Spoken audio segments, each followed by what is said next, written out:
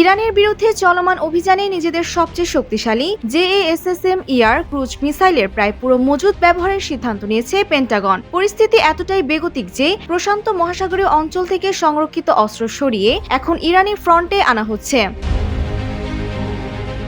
পরিসংখ্যান বলছে, যুদ্ধের আগে যুক্তরাষ্ট্রের হাতে থাকা 2300টি মিসাইলের মধ্যে 1000-এর বেশি ইতিমধ্যে ব্যবহৃত হয়েছে। বর্তমানে বিশ্বজুড়ে মার্কিন বাহিনীর কাছে মাত্র 425টি মিসাইল অবশিষ্ট রয়েছে, যা দিয়ে বড়জোর 17টি B-1B বোমারু বিমানের একটি মিশন চালানো সম্ভব। এই বিশাল ঘাটতি পূরণ করতে বর্তমান উৎপাদন সক্ষমতায় কয়েক বছর লেগে যাবে। হোয়াইট হাউস ইরানের আকাশ প্রতিরক্ষা ব্যবস্থা গুঁড়িয়ে দেওয়ার দাবি করলেও গত শুক্রবার একটি F-15E যুদ্ধবিমান ভূপাতিত হওয়া